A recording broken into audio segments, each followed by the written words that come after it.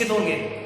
Previous class में हमने law of chemical combination के law of conservation of mass and law of constant proportion ये दो laws पढ़ लिए थे, उनके न्यूमेरिकल्स सॉल्व किए थे। आज की क्लास में हम थर्ड लॉ स्टार्ट करने वाले हैं जिसका नाम है लॉ ऑफ कांस्टेंट प्रोपोर्शन। क्या कहता है लॉ ऑफ कांस्टेंट प्रोपोर्शन, देखते हैं। कहता ये है when two elements combine to form more than one compound, then the masses of one of the element which combine with fixed mass of other element in a simple whole number ratio। Confusing सा लग रहा होगा बेटा बिल्कुल से, इसको हिंदी में समझते हैं, फिर एग्जांपल से समझेंगे, समझ में आ जाएगा। तो कैसे समझेंगे, देखो कहता है कि कोई दो एलिमेंट है आपस में कंबाइन होकर के एक से अधिक कंपाउंड बनाता है, ठीक है। अब अगर उनमें से एक एलिमेंट की मास को मैं फिक्स कर दूं तो दूसरे एलिमेंट का जो मास होगा वो हर एक कंपाउंड से एक होल नंबर का रेशियो बनाएगा, ठीक है। मतलब कि अगर पहले एलिमेंट के मास को हमने फिक्स कर दिया तो दूसरे एलिमेंट का जो मास होगा हर एक कंपाउंड में एक होल नंबर का रेशियो बनाएगा। कैसे बनाएगा, एग्जांपल से समझते हैं। देखिए जैसे सपोज कर लीजिए कार्बन और ऑक्सीजन है मेरे पास। कार्बन और ऑक्सीजन मिलकर के दो तरह के कंपाउंड बनाते हैं, एक तो बनाते हैं CO2 और दूसरा बनाते हैं CO। दो तरह के कंपाउंड बनाते हैं। अब यहां पे मैं देखूं कार्बन, पहले ले लेता हूं कार्बन और इधर ऑक्सीजन के मासेज को देखते हैं तो कार्बन का मास यहाँ पे 12 है, यहाँ पे भी 12 है। इसका मतलब कि कार्बन का मास तो क्या हो गया, फिक्स हो गया, ठीक है। ऑक्सीजन की देखते हैं तो ऑक्सीजन की केस में क्या होगा बेटा, ऑक्सीजन के केस में यहाँ पे होगा 32 और यहाँ क्या होगा 16, क्योंकि एक ऑक्सीजन का मास होता है 16 तो दो ऑक्सीजन का मास हो गया 32। एक एलिमेंट का मास हमने कर दिया है बेटा फिक्स, तो दूसरे एलिमेंट के मास का रेशियो हम निकालते हैं। तो यहां देखते हैं क्या है, यहाँ रेशियो जो आ रहा है वो क्या आ रहा है बेटा 2:1। यहां मेन जो पॉइंट है वो समझने लायक ये है, कह रहा है सिंपल होल नंबर रेशियो। एक सिंपल होल नंबर रेशियो आएगा ना, तो कोई पॉइंट में कोई कंडीशन आएगी ना, कोई अगर हम कह सकते हैं जैसे ये कंडीशन हो सकती है 1.2, 0.3, ऐसी कोई कंडीशन नहीं आने वाली। वहां पे बिल्कुल होल नंबर का रेशियो आएगा 1, 2, 3, 4, 5 ऐसे नंबर आएंगे, कोई ऐसा नंबर नहीं आएगा जो पॉइंटों में हो, ठीक है। अब इसके एक और एग्जांपल से हम बात कर लेते हैं। क्या है अगला एग्जांपल बेटा, जैसे अगर सपोज कर लीजिए मेरे पास क्या हो H2O है और दूसरा जो कंपाउंड है H2O2। किन दो एलिमेंट से मिलकर बना है, एक ऑक्सीजन से मिला है और दूसरा हाइड्रोजन, ठीक है। हाइड्रोजन और ऑक्सीजन से मिलकर बना है, एक वाटर है दूसरा हाइड्रोजन पेरोक्साइड है। अब इनमें भी देखते हैं हम, एक तरफ हाइड्रोजन लिख लेते हैं, एक तरफ ऑक्सीजन लिख लेते हैं। यहाँ पे मास देखें हाइड्रोजन की 2 है, यहाँ पे हाइड्रोजन की मास भी 2 है। यहाँ ऑक्सीजन की मास 16 है, यहाँ ऑक्सीजन की मास क्या है 32। कंडीशन समझ में आ गई। अब देखो यहाँ रेशियो क्या आ रहा है बेटा 1:2। ऑक्सीजन हाइड्रोजन क्या हो गया फिक्स, तो ऑक्सीजन का जो रेशियो आ रहा है वो 1:2 आ रहा है। अब इसी का जस्ट रिवर्स देखते हैं, क्या देखते हैं जस्ट रिवर्स। मैं इधर लिख लेता हूं, एक तरफ लिख लेता हूं बेटा, इधर लिख लेता हूं ऑक्सीजन, ठीक है, और इधर लिख लेता हूं हाइड्रोजन, ठीक है। अब ऑक्सीजन के मास को हमें फिक्स करना है, पहले 16 और 32 था और यहाँ 2 है, ठीक है बेटा।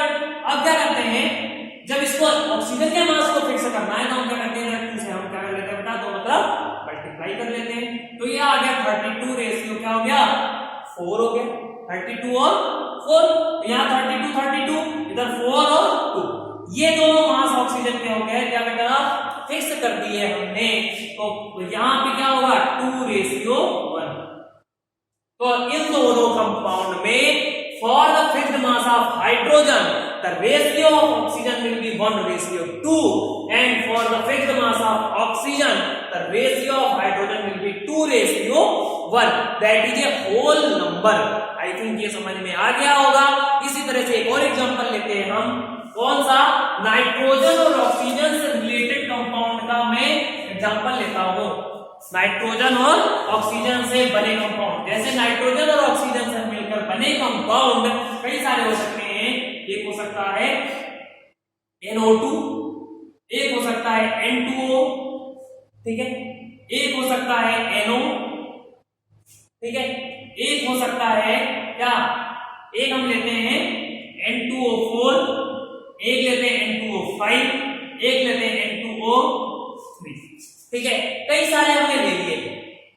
जरूरी नहीं है इसमें सभी सीरीज में हो, कैसे भी ले सकते हैं। अब इनमें मैं क्या करता हूं, इधर नाइट्रोजन लिख लेता हूं, इधर क्या लिख लेता हूं बेटा, ऑक्सीजन लिख लेता हूं, नाइट्रोजन और ऑक्सीजन।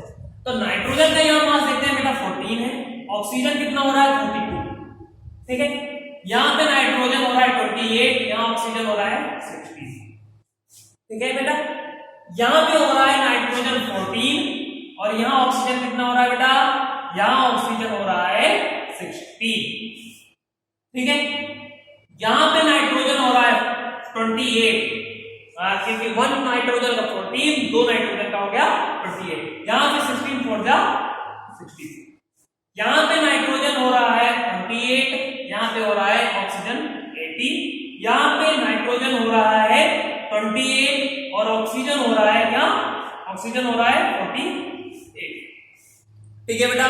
तो ये मेरे पास कंपाउंड है, ठीक है। अब देखो, अगर मैं सपोज कर लो कि नाइट्रोजन के क्या, क्योंकि नाइट्रोजन को मैं फिक्स इसलिए कर रहा हूं क्योंकि यहां देख रहा हूं नाइट्रोजन के 28 कॉमन है, तो अगर मैं नाइट्रोजन का मास मैं फिक्स कर देता हूं, आप ऑक्सीजन को भी फिक्स करके देख सकते हो, लेकिन मैं नाइट्रोजन को फिक्स कर रहा हूं आज, ठीक है, तो 28 फिक्स करना है। अब हम देख रहे हैं कि अगर मैं यहां 2 से मल्टीप्लाई कर दूं, यहां दोनों में 2 से मल्टीप्लाई कर दूं, तो ये दोनों कितने बन जाएंगे बेटा, 28 बन जाएंगे, ठीक है। अब जब मैं इधर 28 बना रहा हूं, इसका मतलब इधर में मल्टीप्लाई करना पड़ेगा, तो यहां पे क्या हो जाएगा, यहां पे 2 से मल्टीप्लाई करने पर क्या बन जाएगा बेटा, ये 64 बन जाएगा, और यहां पे 2 से मल्टीप्लाई करने पर ये हो जाएगा 32। अब देखो, नाइट्रोजन का मास मैंने क्या कर दिया है बेटा फिक्स, तो ऑक्सीजन में रेशियो हम देख लेते हैं, और हम ये जानते हैं कि ये सभी कंपाउंड में ऑक्सीजन का जो नंबर है वो 16 से क्या हो सकता है, डिवाइड हो सकता है। तो यहाँ पे क्या होगा 4, यहाँ होगा 1, यहाँ होगा 2, यहाँ पे होगा 4, यहाँ पे होगा 5, ठीक है, और यहाँ पे क्या हो जाएगा बेटा, यहाँ पे क्या हो जाएगा, यहाँ क्या हो जाएगा 3, ठीक है। तो ये रेशियो आपका मिल सकता है, ठीक है, कंडीशन समझ में आ गई होगी आई थिंक। यहां पे जो N2O4 लिखा है, N2O4, आगे आप कुछ कंफ्यूज होगे, N2O4 लिखो चाहे NO2 लिखो, दोनों चीज कॉमन है, ठीक है। तो यहाँ पे रेशियो देखो क्या मिल रहा है, एक होल नंबर का रेशियो हमें मिल पा रहा है, एक होल नंबर का रेशियो मिल रहा है, कोई पॉइंट नहीं मिल पा रहा है, वही कहता है कि एक सिंपल होल नंबर रेशियो मिलना चाहिए, ठीक है। आई थिंक समझ में आ गया होगा आपको एग्जांपल से।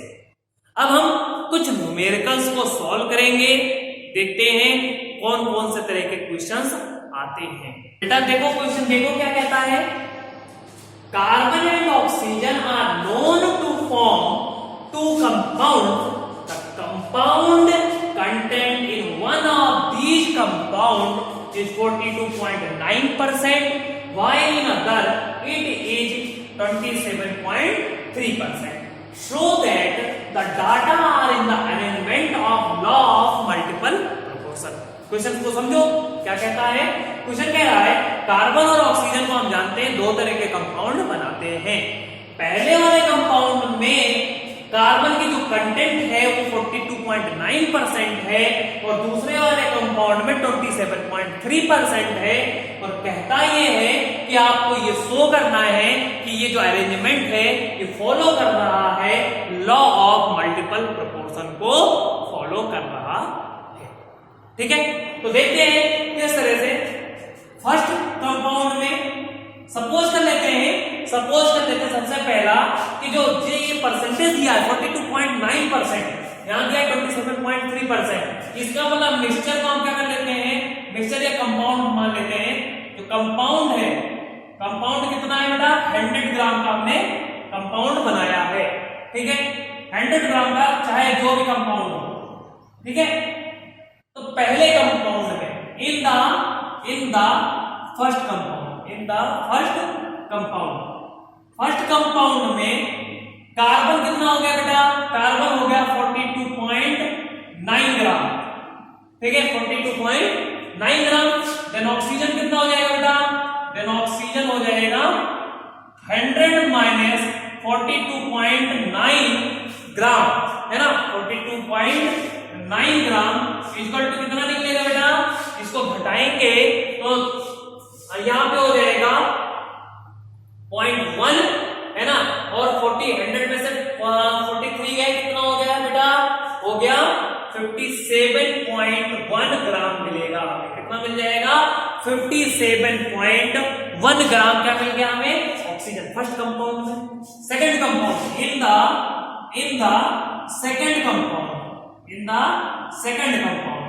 सेकंड कंपाउंड में कार्बन दे रखा है बेटा 27.3 ग्राम।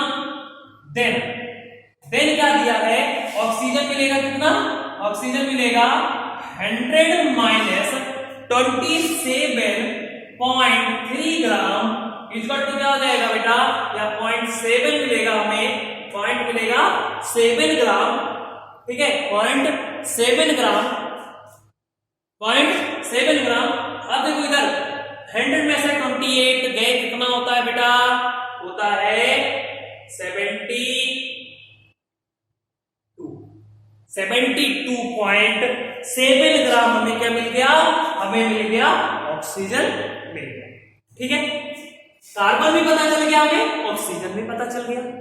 अब क्या करते हैं, अब किसी एक को तो हमें फिक्स करना ही है, किसी एक को हमें फिक्स करना है, तो किसी एक को फिक्स कर लेते हैं। मैं क्या करता हूं, यहां पे सबसे पहले जो मैं फिक्स करने वाला हूं वो ऑक्सीजन को मैं इधर क्या कर लेता हूं, फिक्स कर लेता हूं, क्योंकि मुझे परसेंटेज किसकी मिली है, कार्बन की मिली है, ऑक्सीजन को मैं फिक्स कर लेता हूं, ठीक है। तो अगर हम लिखें मास ऑफ फर्स्ट कंपाउंड में, इन फर्स्ट मास ऑफ कितना, 57.1 gram of, sorry, mass of carbon in 57.1 gram of oxygen equal to कितना मिल रहा है बेटा, हमें मिल रहा है 42.9 ग्राम, ठीक है। अब हमें क्या करना है, फिक्स करना है, किसी का मास क्या करना है बेटा, फिक्स करना है। तो अब मैं इसको क्या करता हूं, 1 ग्राम मानता हूं। 1 ग्राम के लिए कितना हो जाएगा, 1 ग्राम ऑफ ऑक्सीजन कितना कंटेन करेगा, mass of carbon in 1 gram of oxygen equal to कितना हो जाएगा, 42.9 अपॉन कितना, 57.1 ग्राम, ठीक है, 57.1 ग्राम। अगर मैं इसको सॉल्व करता हूं तो सॉल्व करने पर आपकी जो वैल्यू आएगी वो आएगी 0.75 ग्राम। आप सॉल्व करके देखिएगा, इसको 0.75 ग्राम है। इन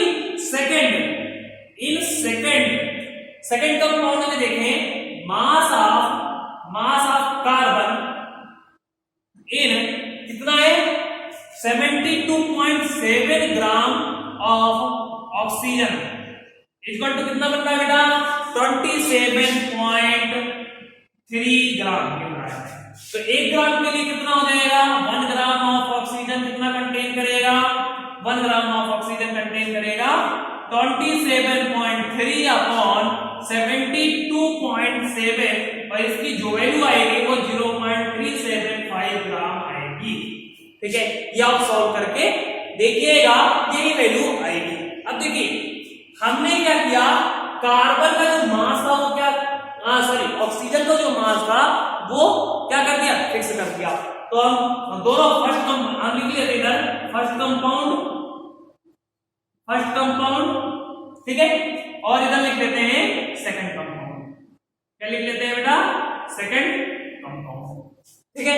तो फर्स्ट फर्स्ट कंपाउंड में इधर यहां पे लिख लेते हैं हम ऑक्सीजन और इधर लिख लेते हैं कार्बन। ऑक्सीजन और कार्बन को हम ले लेते हैं, ऑक्सीजन एंड कार्बन ले लिया तो ऑक्सीजन दोनों में कितना लिया बेटा हमने 1 ग्राम बना लिया है, ठीक है। ऑक्सीजन कितना बना लिया 1 ग्राम बना लिया। अब फर्स्ट कंपाउंड में कार्बन कितना आया 0.75 ग्राम मिल गया हमें, ठीक है। सेकेंड कंपाउंड में कितना मिला 0.7375 ग्राम मिला। अब इन दोनों का रेशियो देखें तो ये डबल होता है 0.75 ग्राम, तो ये हो गया कितना 2:1 और 2:1 आने का मतलब क्या है बेटा, मतलब ये है कि ये फॉलो करता है लॉ ऑफ मल्टीपल प्रोपोर्शन को फॉलो करता है, क्योंकि एक होल नंबर हमें मिल गया है, ठीक है। इसी तरह से हम क्या करते हैं दूसरा न्यूमेरिकल भी सॉल्व करते हैं, ठीक है। कई सारे न्यूमेरिकल सॉल्व करवाऊंगा तो दूसरा न्यूमेरिकल सॉल्व करते हैं। तो बेटा दूसरा क्वेश्चन देखते हैं, दूसरा एग्जांपल देखते हैं, उसको सॉल्व करने की कोशिश करते हैं। आप पहले नोट डाउन करिएगा क्वेश्चन को, उसके बाद सॉल्व करिएगा। अगर नहीं समझ में आता है तो आप वीडियोस देखिएगा, जिससे आपको अच्छे से क्वेश्चन सॉल्व कर सकेंगे। तो पहला क्वेश्चन तो आपने सॉल्व कर लिया था, उसी के बेसिस पे ही दूसरा क्वेश्चन भी है, सॉल्व करते हैं, देखते हैं कैसा है क्वेश्चन, ठीक है। कहता है phosphorus and chlorine form 2 compound, phosphorus और क्लोरीन 2 कंपाउंड बनाता है। The first compound contain 22.54% by mass of phosphorus and 77.46 by mass of chlorine। पहले कंपाउंड में फास्फोरस का जो मास है वो 22.54% है और क्लोरीन का जो मास है 77.46 है। अगर इन दोनों का ऐड करें तो बेटा हम पाते हैं कि ये 100 ग्राम 100% बन रहा है, ठीक है। सेकंड कंडीशन में percentage are 14.88 for phosphorus and 85.12 for chlorine. दोनों का फास्फोरस 14.88 ग्राम परसेंटेज है और 85.12% है क्लोरीन का। So that arrangement follows the law of multiple proportion. आपको शो करना है कि ये क्या करते हैं लॉ ऑफ मल्टीपल प्रोपोर्शन को फॉलो करते हैं। अगर सपोज कर लीजिए कि हमने टोटल मास दिया है, टोटल मास ऑफ कंपाउंड्स 100 ग्राम। हर एक कंपाउंड का जो मास किया आपने सपोज कर लिया है कितना बेटा 100 ग्राम है। 100 ग्राम मतलब 100%। अब परसेंटेज निकालते हैं, सॉल्यूशन अब स्टार्ट हो गया बेटा। तो सॉल्यूशन में पहली कंडीशन हमने मान क्या ली है बेटा total mass of compound then 100, ठीक है। अब देखो इसमें हम ऑब्जर्व करते हैं कि फर्स्ट कंपाउंड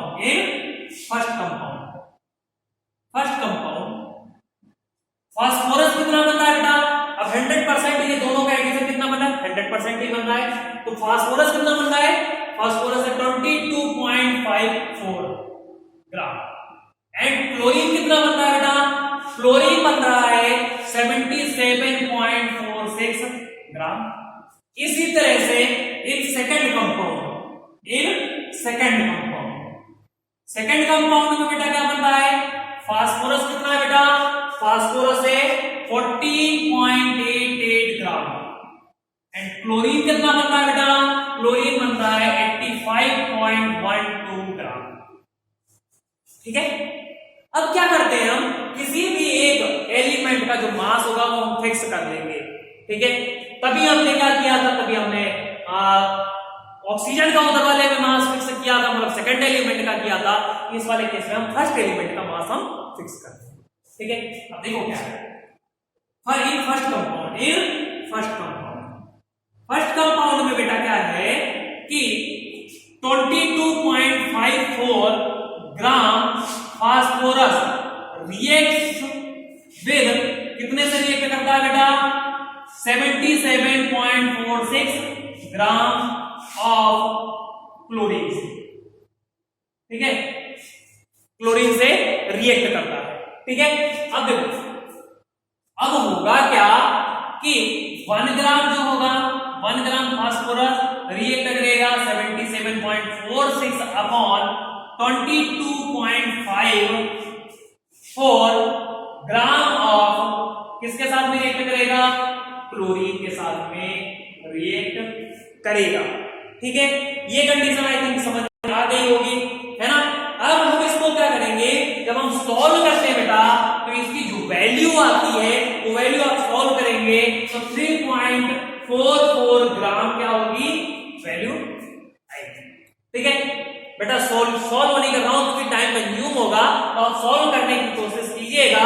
इसकी कैलकुलेशन ही करनी है, आप कैलकुलेशन कर सकते हैं। ठीक है, अब सेकंड कंपाउंड में इन सेकंड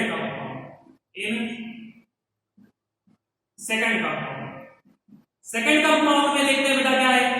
सेकंड कंपाउंड में 14.88 ग्राम फास्फोरस रिएक्ट करता है कितने से? 85.12 ग्राम क्लोरीन के साथ। ठीक है, यहां पे 1 ग्राम हमने फिक्स किसको किया है बेटा? फास्फोरस को फिक्स किया है, तो हो जाएगा 85.12 अपॉन 14.88 इक्वल टू कितना आएगा? ये आएगा 5.72 ग्राम। 5.72 ग्राम। ठीक है, ये सॉल्यूशन आएगा। तो मतलब फास्फोरस 1 ग्राम में पहले कंपाउंड में 3.44 ग्राम आ रहा था और सेकंड कंपाउंड में 5.72 ग्राम आ रहा है। अब क्या करेंगे, इधर लिख लेते हैं फास्फोरस, लिख लेते हैं इधर, लिख लेते हैं क्लोरीन, इधर लिख लेते हैं फर्स्ट कंपाउंड, यहां लिख लेते हैं हम सेकंड कंपाउंड। यहां फर्स्ट कंपाउंड हमने यहां लिख दिया सेकंड कंपाउंड। ठीक है, दिख रहा है अच्छे से? ठीक है, दिख रहा है। फर्स्ट कंपाउंड सेकंड कंपाउंड लिख दिया। फास्फोरस फर्स्ट कंपाउंड में कितना है बेटा? 1 है। सेकंड कंपाउंड में भी 1 ही है। क्लोरीन यहां पे फर्स्ट कंपाउंड में 3.44 है अपॉन अब इधर 5.72, ये है बेटा, है ना, यही है कंडीशन। अब क्या करेंगे, हम इसको सॉल्व करेंगे तो जो रेशियो आएगा वो रेशियो आएगा ये 1 डिवाइडेड बाई 1.66।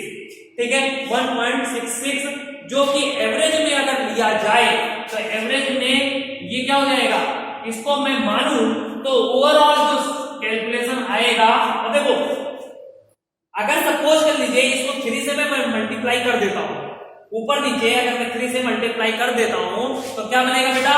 बनेगा 3:5। क्या बन रहा है?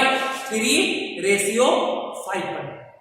ठीक है, 3:5 में एक होल नंबर बन रहा है। एवरेज में ले जाएंगे तो 3:5, पॉइंट में नहीं बनेगा, एक होल नंबर बन रहा है ना, एक होल नंबर बनेगा 3:5।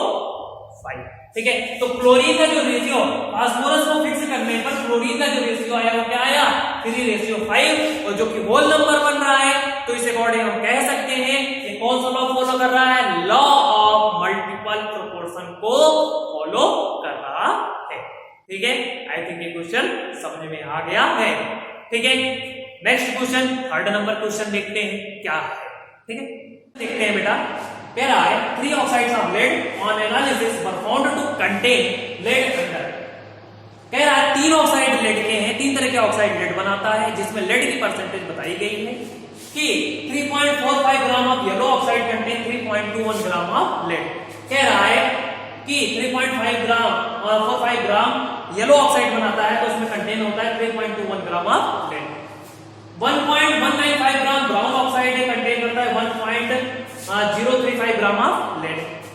1.7 ग्राम ऑफ रेड ऑक्साइड बनने पर 1.61 ग्राम ऑफ लेड होता है। शो क्या करना है हमें कि law of multiple proportion follow होता है। तो सॉल्यूशन हम कैसे करेंगे? सॉल्यूशन में हम तीनों को अलग अलग बांट लेंगे, तीनों को वैल्यू रख लेंगे।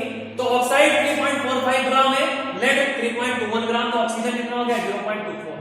यहां ऑक्साइड है 195 ग्राम है, लेड कितना है 1.035 ग्राम, तो ऑक्सीजन कितना होगा? 0.16 ग्राम।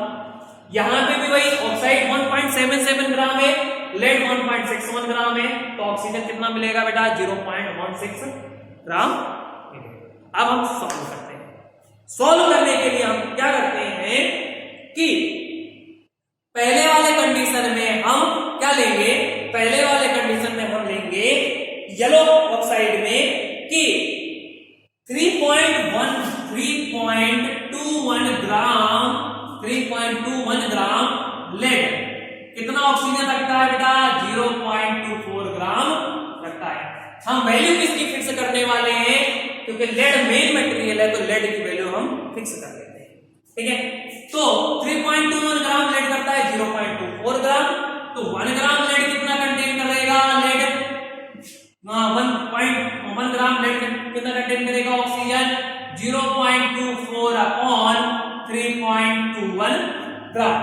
ठीक है, हम इसको सॉल्व करेंगे तो सॉल्व करने पर हमें मिलेगा, जैसा अगर मैं सॉल्व करता हूं तो सॉल्व करने पर 3 8 का 24 और हो जाएगा ये 3 1 जा 307। ठीक है, अब इसको हम सॉल्व करेंगे, ओवरऑल सॉल्यूशन जो मिलेगी वो मिलेगी 0.75 ग्राम मिलेगी, 0.75 ग्राम यहाँ पे ऑक्सीजन मिलेगा। ठीक है, 1 ग्राम लेड से 0.75 ग्राम का रिएक्ट करता है 0.075 ग्राम और रिएक्ट करेगा, कौन रिएक्ट करेगा ऑक्सीजन रिएक्ट करेगा। येलो ऑक्साइड के केस में अगर हम देखें तो येलो ऑक्साइड के केस में क्या है 1.035 ग्राम ऑक्सीजन कितने ऑक्सीजन से रिएक्ट कर रहा है 0.16 ग्राम से, तो 1 ग्राम कितने से रिएक्ट करेगा 0.16 अपॉन 1.035 ग्राम। बेटा अगर हम इसको सोल्व करेंगे तो ये वैल्यू आएगी 0.15, कितनी आएगी 0.15 ग्राम आएगी, इसकी वैल्यू आएगी, सोल्व करके आप देख सकते हैं। ठीक है, तीसरी कंडीशन रेड के कंडीशन में 1.61 ग्राम लेड रिएक्ट करता है तो बनाता है कितना है बेटा 0.16 ग्राम ऑक्सीजन यूज करता है वो। ठीक है, 1 ग्राम लेड के लिए कितना होगा 0.16 अपॉन 1.61 ग्राम, इसको भी सॉल्व करने पर इसकी वैल्यू आएगी 1.0 ग्राम। ठीक है, 0.10 ग्राम आएगी। ठीक है, तो इसका मतलब ऑक्सीजन का जो आया क्या आया बेटा रेशियो अगर हम लिखें तीनों ऑक्साइड में तो होगा 0.075 रेशियो 0.15 रेशियो 0.10। अब इसको हम क्या कर लेते हैं होल नंबर में हम कन्वर्ट कर लेते हैं। ठीक है, एक होल नंबर ही बनेगा, देखना ऐसा नहीं है कि अगर हमने एक को होल नंबर में कन्वर्ट करने का कोशिश किया तो दूसरा पॉइंट में चला जाए, ऐसा नहीं होगा। तो अगर मैं क्या करूं इसको मैं किससे मल्टीप्लाई करूं कि ये पूरा का पूरा होल नंबर बन जाए, तो पहले तो हम पॉइंटों को हटा ही लेते हैं, पॉइंट को हटा लेते हैं, हटा ले पक्का, यहां 0 बढ़ जाएगा, राइट 0। ठीक है, 25 सब डिवाइड कर देते हैं, 25 3 जा 70, 25 6 जा 150, 25 4 जा 100, रेशियो कितना आया बेटा 3:6:4। ऐसा तो नहीं हुआ कि एक पॉइंट में रह गया दूसरा होल नंबर बना, ऐसा नहीं हुआ ना, सभी एक सिंपल होल नंबर बना रहे हैं, एक सिंपल होल नंबर बना रहे हैं। इस अकॉर्डिंग हम कह सकते हैं कि ये फॉलो कर रहा है लॉ ऑफ मल्टीपल प्रोपोर्शन को, क्या कर रहा है बेटा फॉलो कर रहा है। ठीक है, 3 न्यूमेरिकल हो गए, 2 न्यूमेरिकल और करवाता हूं, 4th और 5th क्वेश्चन है ना, उसको भी आप देखिएगा, सॉल्व करते हैं। ठीक है, तो 4th न्यूमेरिकल पे चलते हैं। ओके बेटा, क्वेश्चन नंबर 4 देखते हैं क्या कहता है। कह रहा है 0.3 gram of A plus 0.4 gram of B forms 0.7 gram of compound X। दूसरे वाले में 18 gram of A plus 48 gram of B gives out 66 gram of compound Y। मतलब 2 कंपाउंड X और Y तरीके के बनाता है। और इसमें एक चीज और ऑब्जर्व करते हैं कि यहाँ पे law of conservation of mass दोनों रिएक्शन में फॉलो हो रही है। और हमें अब शो क्या करना है, शो ये करना है, show it follow law of multiple proportion. हमें शो क्या करना है, law of multiple proportion show करना है। ठीक है, कंडीशन समझ में आ गई। अब देखो यहां पे थोड़ा सा कंफ्यूज करने के लिए इन्होंने प्रोडक्ट भी दे दिया, क्या दे दिया प्रोडक्ट भी दे दिया, लेकिन हमें मतलब किससे है, लॉ ऑफ मल्टीपल प्रोपोर्शन के लिए मतलब किससे होता है, केवल और केवल रिएक्टेंट एलिमेंट से मतलब होता है, प्रोडक्ट से हमें कोई मतलब नहीं है। तब तक मतलब नहीं है जब तक कि हमें रिएक्टेंट में ही मास पहले से ही दिया हुआ है, रिएक्टेंट में ही एलिमेंट के मासेज दिए हुए हैं, तो हमें प्रोडक्ट के मास से कोई मतलब नहीं होगा। ठीक है, तो देखते हैं अब इस क्वेश्चन को सॉल्व करते हैं। बिल्कुल सिंपल सा, बहुत आसानी से सॉल्व होगा। देखो, फॉर कंपाउंड, सॉल्यूशन स्टार्ट करते हैं ना बेटा। सॉल्यूशन है for compound x, for compound x 0.3 gram of A equal to 0.4 gram of B। ठीक है, पहले कंडीशन में। दूसरे कंडीशन में for compound Y 18 gram of A equal to 48 gram of B। ये दिया है इन्होंने, ठीक है, पहले लिख लिया। अब देखो, हमें फिक्स कोई भी करना हो, आप चाहे इधर को फिक्स कर सकते हो, ए को फिक्स कर लो या बी को फिक्स कर लो। तो पहले हम ए को फिक्स करते हुए सॉल्व करते हैं, फिर बी को फिक्स करते हुए, दोनों तरीके से हम इसमें देखेंगे। ठीक है, तो दो एक रो बना लेते हैं इधर, है ना। अब इधर ए को फिक्स कर लेते हैं पहले। तो होगा क्या कि ए को फिक्स, पहले वाले में क्या करेंगे, ऑन फिक्सिंग ऑफ ए को फिक्स करने पर देखो होगा क्या, 0.3 gram of A equal to 0.4 gram of B. ठीक है, तो 1 gram of A equal to हो जाएगा 0.4 अपॉन 0.3 ग्राम ऑफ बी। ठीक है, तो इक्वल टू क्या हो जाएगा, ये फर्स्ट कंपाउंड के लिए है, मतलब एक्स कंपाउंड के लिए। किसके लिए है, एक्स कंपाउंड के लिए है। तो ये बनाएगा क्या बेटा, ये बनाएगा, हम इसको डिवाइड करेंगे तो कितना बन जाएगा, 3 बन जा 3, है ना। और बचेगा कितना, 1 बचेगा, तो हो जाएगा कितना, 3 3 जा 9, 3 3 जा 9, तो ये हो जाएगा 1.33 ग्राम। तो 1 ग्राम ए रिएक्ट करेगा 1.33 ग्राम ऑफ बी के साथ में।